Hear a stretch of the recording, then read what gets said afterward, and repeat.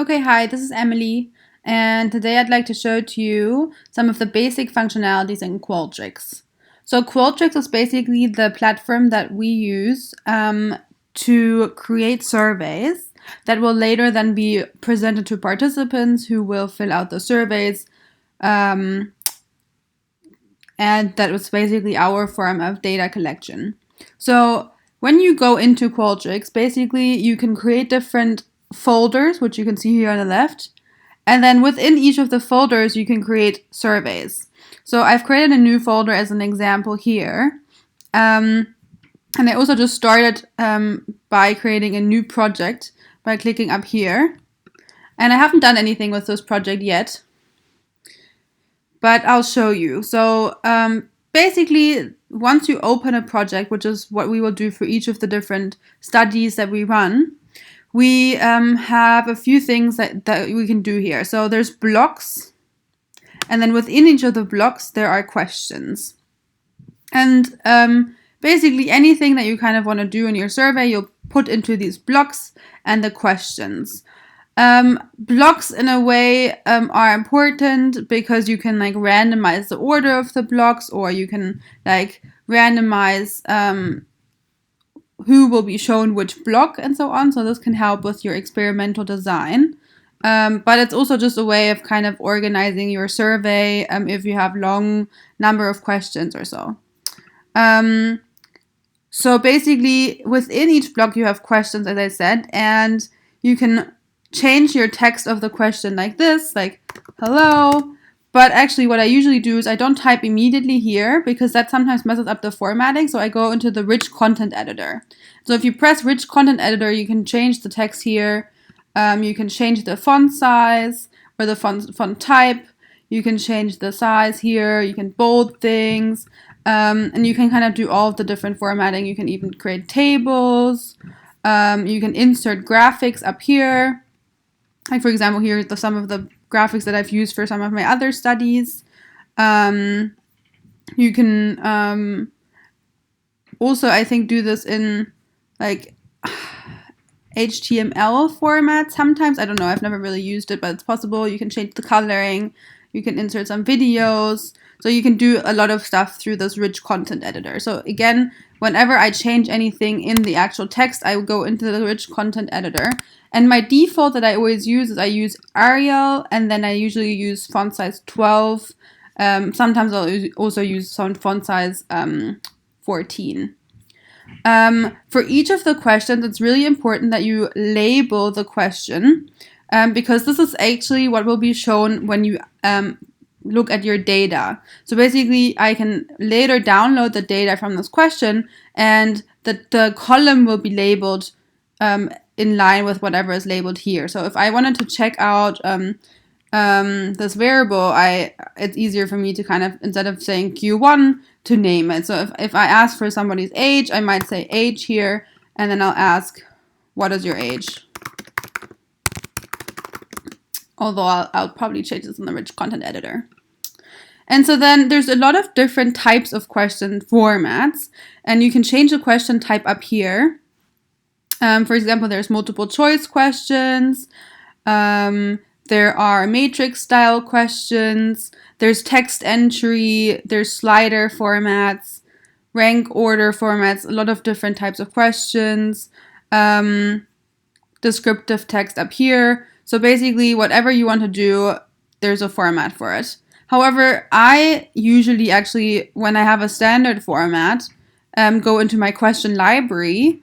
And if I've worked, like once I've worked with a lot of questions, I can actually look into my prior surveys that I've done, and I can also import questions from that. So in case I want to kind of recycle questions, I can just import it here.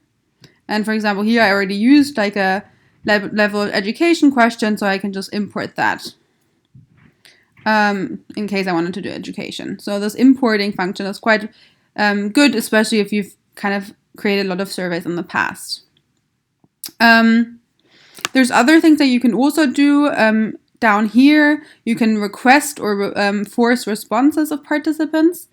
You can also validate question types here.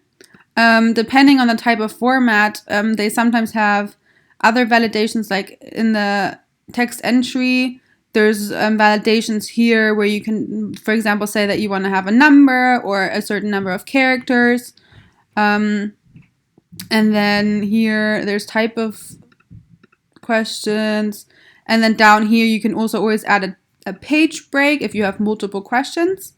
So that'll allow you to show participants a separate question on a separate page.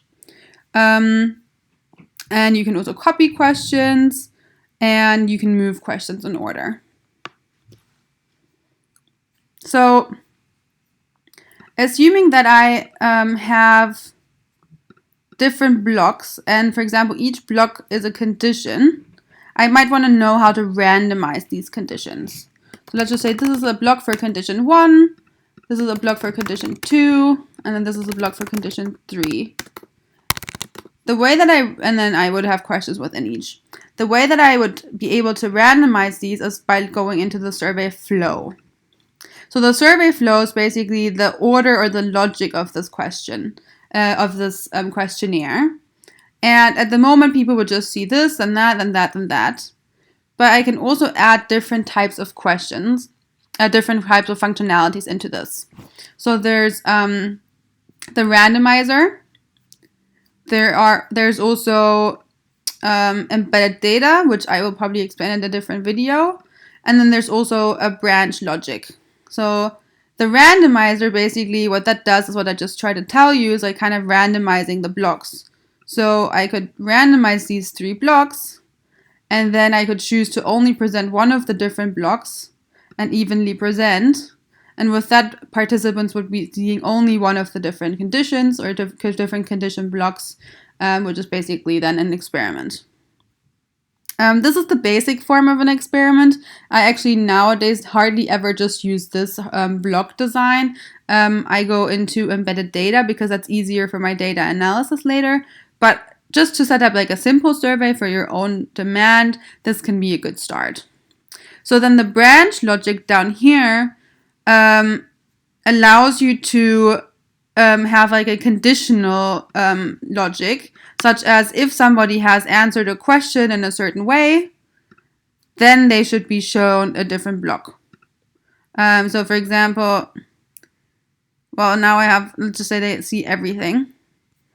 If they answered what their highest level of completed education is equal to, well, I don't know, 5 or whatever the condition was, then only these people would be shown condition 2, for example. So basically this is a branch conditional logic. And then embedded data, just as a general idea, is kind of like a background logic. Like I can set variables or conditions or something to, I can kind of define variables in the background, and then with that, I can create a larger logic. But I think, again, it's better for me to just explain that in a different video. A final thing I want to show you is how to get a link for the survey, and then also how to download the data eventually. So once you have finished your survey, whatever that may look like, you will want to have a link so that you can distribute it. And so that's up here in the distributions tab. And you can kind of generate here a reusable link. And you can insert this link later into your mTurk account, which I showed you in a different video. Or you can also just distribute that to friends or other people who would be taking the survey. Then here in the data and analysis tab, you would be able to download eventually the data. And that's by clicking export here and then clicking export data. And depending on your type of format that you want, you choose it here. I always work with SPSS or with a CSV format, which is the format that R uses. And then if I use SPSS, I also, in order to make sure that I have any type of randomization in there, will have to click export viewing order. So especially when you have randomization into different blocks or so, you actually know in which order people saw something. So I always click this so that I have that. Some people also use the legacy exporter, which honestly, I haven't really seen any benefits from using. It's basically the same. And I haven't had troubles with just using the original instead of the legacy exporter. So that's fine, but I know that some people do that as well. I'll go back quickly to the original site. And one thing to notice before you download the data, I would always recommend that you actually close the original survey so that you finish all data collection that is in place. There's an error. 1 second. And the way that you close the survey is that you go down here and you click close. And once you close this, then no people can take or you can use the link anymore. Then the link is basically closed and no data will be added to the background.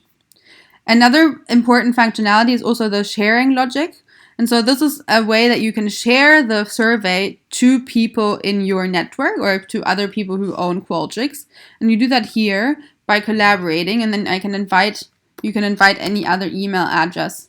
For example, my co-author, Liz Keenan, I could add her to the survey, and then she would also have access to the survey. And so multiple people can work on the survey. Another thing that might be useful is knowing where to copy the project, because often I don't actually start a survey entirely from scratch, but I just copy an original survey that has similar logic, because then I don't have to go into like the logic anymore. So in order to copy a survey, you just click copy project up here. All right, I think this kind of gives you a good idea of the general functionalities. And I will probably explain to you how to do embedded data and other types of functionalities in another video.